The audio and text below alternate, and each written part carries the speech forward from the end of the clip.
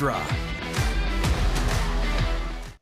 Well, happy Sunday evening to you guys. Congratulations to the Thunder. They will be partying in Oklahoma City to the wee hours of the morning. A new NBA champion has been crowned. You guys just got finished watching it here. Thanks for hanging out with us after the game. As always, we appreciate your company. Welcome to a special edition of Toyota Sports Extra. I am Kevin John. And I'm Matt George. Before we talk about anything specific with this Game 7 or with this series, we just have to talk about how much of a treat it was, right? To get a Game 7, there's going to be talks about ratings and market size. The Pacers and the Thunder gave us an absolute show. And basketball fans everywhere should rejoice with that. Matt, I could not agree more with you on that. To everyone talking about ratings, lack of star power in the finals, and all this other rigmarole, shame on you, because this finals was definitely a classic. It's definitely one we'll be talking about for years to come. I mean, it was the first Game 7 since 2016. Right. So that alone tells you about it. So absolutely. Anyway, enough of us talking about it. Let's see how it all went down. We're heading out to Oklahoma City, Game 7 of the NBA Finals, winner take all. Now, the Indiana Pacers have been straight up relentless throughout the playoffs, really embracing that underdog mentality. And man, did they have to overcome some adversity tonight. But standing in their way, the best team in basketball in the Oklahoma City Thunder. And early on, it was Pacers star Tyrese Haliburton who came out with the hot hand. Hallie went 3 of 4 from downtown in the first 5 minutes of the game, dropping 9 points, but unfortunately it would be short-lived. With 5 minutes left to go in the first quarter, Haliburton attempts to drive to the hoop. You see him go down immediately, and gosh, you just hate to see that. Now, whether you're a fan of the Pacers or not, you got to be gutted by this. I mean, keep in mind, everyone knew the risks with Tyrese playing with that calf strain, but he wanted to be out there for his team tonight. You definitely have to respect that. His father in tears after that. Obviously, he did not return. It was later reported that it was an Achilles injury. We definitely wish Tyrese a speedy recovery, but the game must go on, and Hallie's teammates had his back. TJ McConnell, another huge spark off the bench. Both McConnell and Benedict Mathurin combined for 40 points off the bench. This was just a one-point game at the half. But eventually, we knew OKC was going to deliver that TKO punch. And it came in the third quarter. The Thunder outscored the Pacers 34-20 in the third. Jalen Williams had 20 points on the night. But it was the MVP, Shai Gilgeous-Alexander, who stood on business. SGA was getting busy and getting buckets in the second half. Shai had a game-high 29 points to go along with 12 assists. Give credit to the Pacers, though. They did not quit down the stretch, but the Thunder were too much. OKC wins this one 103-91. The Thunder are your 2025 NBA champions. SGA was named the MVP of the series. Now, as you can see, we have a special guest joining us here on the desk. He's a friend of the show. You guys know him very well. Yeah, you see him and hear him on Sacramento Kings pregame and postgame. We always love having him here in the studio. It is the man who is smoother than a velvet pillowcase. The one and only Henry, the high flyer Turner.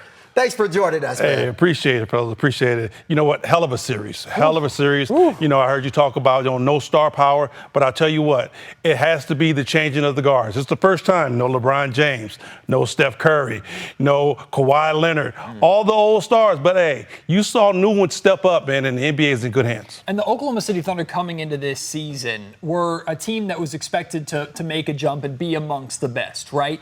But to be the best from start to finish, to handle the expectations of this series, Game 7 in your building, everything to lose for you, all the pressure on your shoulders. It's hard to win a championship by any means, but to do it coast to coast, essentially, like the Thunder did this season, how impressive is that? I mean, you really have to take your hat off to these guys. I mean, because like you said, they were projected to be the team from the tip ball. They went out and they went through all the trials and tribulations. They played solid and stellar basketball all the way through. So for them to be the team that everyone says, yeah, they're going to do it, and really hold it down and take care of business and take it to 7 and win, you just got to salute those guys. And the numbers will say, Kevin, one of the greatest teams of all time in the NBA. Oh, absolutely. I mean, you look at LKC, I believe they won 84 total games this season. That includes the postseason.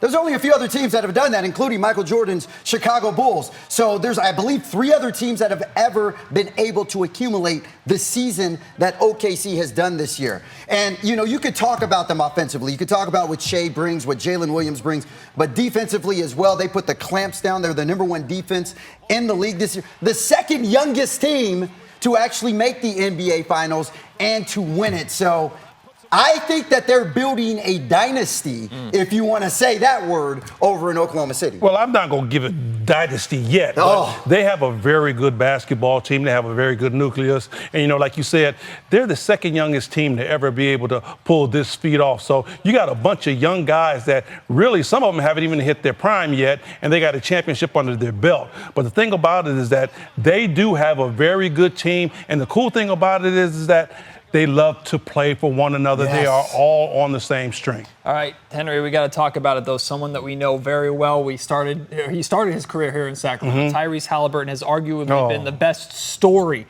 of the playoffs. With how heroic he's been to go down with what we believe to be a torn Achilles that could potentially cost you like years of your career. What did you take in that moment? Oh, man, I mean, it really hurt me because I knew exactly when he tried to plant and take off, and I watched his back leg buckle the way it did. You know, I've seen that, you know, many times before, and it's crazy when you start off with a calf strain. And think about this, fellas. We've seen this 4 times. We've seen it with Kevin Durant.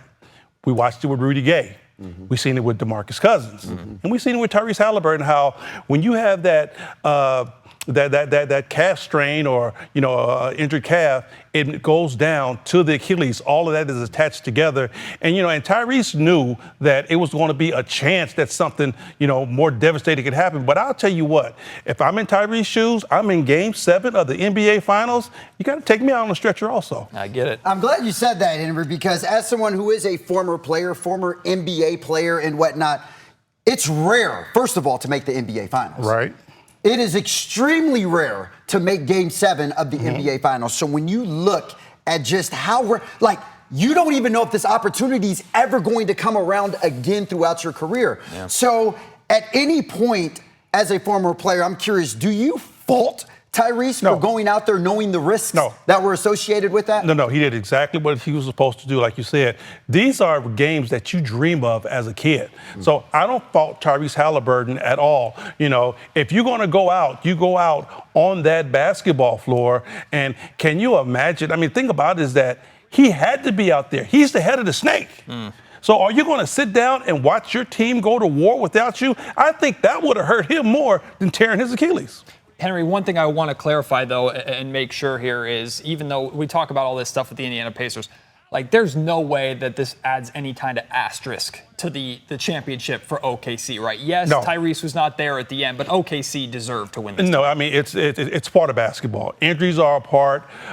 Could have went either way. Somebody from OKC could have went down. But at the end of the day, you still have to go out. And I tell you what, I really salute the Indiana Pacers. You know, their #1 guy go out. Their leader is on the floor, banging the floor, saying no, no, no. But still, they go out and they give a Herculean effort and still push these guys. So I love these finals, man. Like I said earlier on, I think the NBA is in great hands. Well, Henry, the NBA season is over, right? Yes. But it gets started right back up on Wednesday with the NBA draft.